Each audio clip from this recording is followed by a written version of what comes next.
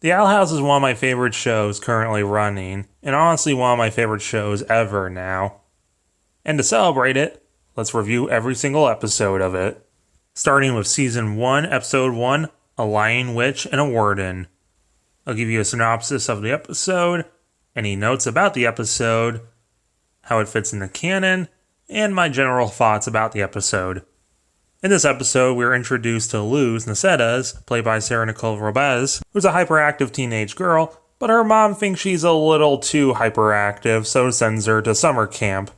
But thanks to a little wooden owl, she accidentally is led into the Boiling Isles, where she meets a fugitive con artist witch named Ida, played by Wendy Malick. They both escape the police to Ida's place, the Owl House, which has a weird thing in the door named Hootie, played by Alex Hirsch. Ida makes Luz agree to retrieve the crown of the self-proclaimed King of Demons, played by Alex Hirsch again, doing the Bill Cipher voice. In exchange, she can go home. They get the crown just for Luz to realize it's a goofy little trinket, learn a lesson about found family, fights Roger Craig Smith as Warden Raff, who simps for Ida, and rescue 3 other weirdos. Eventually, Luz decides to stay back on the Boiling Isles for at least a little while as Ida teaches her magic. Notes: the episode's title, A Lying Witch and a Warden, refers to both Ida being a lying witch and the Warden Raff, but also it's a play on the first issue of the Chronicles of Narnia, A Lion, a Witch, and a Wardrobe. King's crown is Burger Queen. This is an obvious reference to Burger King, which gives out cardboard crowns. Or maybe they used to. I don't know if they still do. The one in my town closed down. Luz refers to the Boiling Isles as possibly being the bad place. This refers to, well, hell, but also the specific wording is referring to the show The Good Place. In it, heaven and hell, respectively, are called the good and bad place. This also begins the fan theory that Luz actually died and ended up in hell.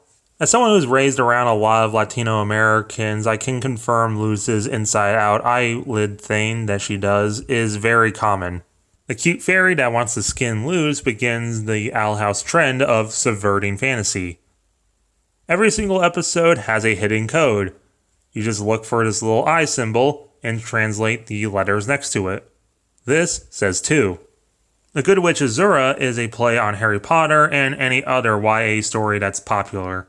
This character, who will get a name eventually, but for right now is just Tiny Nose, is a self-character of the creator of the show, Dana Terrace. Keep in mind what she says. In Ida's pile of trash, you can see a plushy Snorlax and Dipper's hat from Gravity Falls. The canonicity of this episode, well, of course, it's the first episode, so we're introduced to all the main characters, the Boiling Isles, everything. Overall, this is a great start. The animation's great, I love the backgrounds, the characters themselves are really fun, the voice acting's wonderful, even by Sarah Nicole, who's not as experienced as Wendy Malick. The music's good, I love these characters already, and overall, I just have a fun time watching this. It's currently available on YouTube, so 9 out of 10. Check her out.